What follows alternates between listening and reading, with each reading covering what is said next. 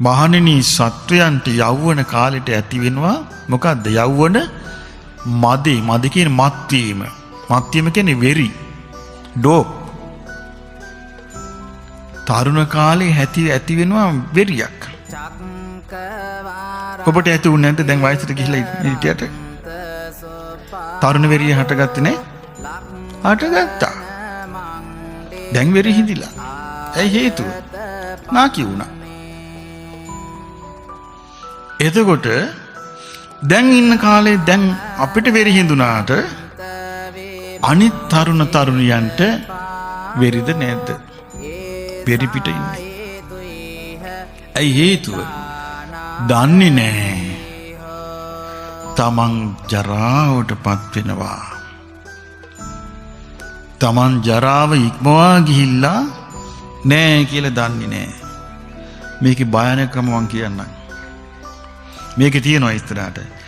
යේන මදේන මත්තා. යම් මත්වීමකින් වෙරි වුණාද කායේන දුච්චරිතං චරಂತಿ. කයින් දුෂ්චරිතයේ යෙදෙනවා. ඒ හේතුව තමන්ට ලෙඩ වෙලා නැහනේ. තමන් නාකි වෙලා නැහනේ. තමන්ට එතකොට ඒකෙන් තමන් මුලා වෙලා නැහැ. දුෂ්චරිතයේ යෙදෙනවා. වාචාය දුච්චරිතං චරಂತಿ. වචනින් දුෂ්චරිතයේ යෙදෙනවා. මනසා දුච්චරිතං චරಂತಿ. මනසින් දුෂ්චරිතයේ යෙදෙනවා. තරුණ වයසේ ගොඩක් අය මේ දුෂ්චරිතය නිසා සමහරු බොහොම තරුණ වයසේ සමහර ගෑන් ළමයි ගබ්සා කරගන්නවද නැද්ද? කරගන්නවා නේද?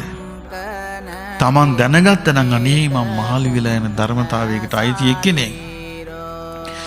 මම මේක ඉක්මවා ගිහලා නැහැ කියලා Tamanට ඒ බඳු අනාගතයක් එනවා කියලා දැනගෙන සංවර වෙනවා. එයාට අර විරිය හිඳෙනවා. ඒකටයි බුදුරජාණන් වහන්සේ මේක දේශනා කළේ. තරුණ වයසේදී එයා මොකක්වත් කල්පනා කරන්නේ පිස්සුවෙන් වගේ අර කාම පස්සේ දුවනවා. වයසට ගියාට පස්සේ අනේ අපොයි මොකද්ද මේ මට උනේ? ඒ වයසට ගියාට පස්සේනේ ධර්ම කතාව අහන්න ලැබෙන්නේ. එතකොට වැරදි ගොඩාක් තියෙනවා පොට්ටනිය. එතකොට ධර්ම කතාව ඇහෙනකොට Tamanට ඔටෝ පොට්ටනිය ලිහෙනවා නිකම්ම. එතකොට මතක් වෙනවා මගේ මේවා කෙරිලා නොවේ. මගේ මේවා කෙරිලා නොවේ. මේවා කෙරිලා නොවේ කියලා මතක් වෙනවා. ඒ මතක් වෙන්නේ මොකෝ? Taman දැනගෙන Tamanට මතක්ුනේ නෑ Taman නාකි වෙන බව.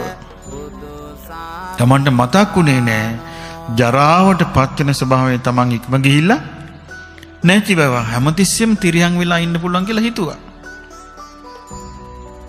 දැන් බලන්න බුදුරජාණන් වහන්සේ කොච්චර දෙයක් අපිට මොනතරම් ආරස්සාවක් කියලා තියෙනවද? දැන් මේව තරුණ වයසේ ළමයින්ට අහන්න ලැබෙනවද? නෑ, අහන්න ලැබෙන්නේ අර ජරා ෆෝන් වලින්. ෆෝන් වල තියෙන ජරාවමයි. Facebook වලින් තියෙන ජරාවමයි. ඔය ජරාව තුල ජරාවෙන් ජරාවටපත් වෙලා අසුචි වලී බැහැගෙන වගේ කාව මඩ ගොහරුවේ ඉන්න කෙනාට මේකේ මත් වෙලා ඒකේ මාස්වාද වෙන කෙනාට කයින් දුෂ්චරිතය යෙදීම, වචනෙන් දුෂ්චරිතය, ඊළඟට කොටස බොනවා, බීලා එහෙම විනාශ වෙනවා. එහෙම මද්ද්‍රව්‍ය වලට ඇබ්බැහි වෙනවා. ඒකෙන් විනාශ වෙනවා. එහෙන් හොරකම් වලට ඇබ්බැහි වෙනවා. ඒකෙන් විනාශ වෙනවා. මේ වැනි දේවල් වෙන්නේ නැද්ද? අන්තිමට පසු මේ ධර්ම හරියට ඉගෙන ගත්තට පස්සේ මොකද වෙන්නේ?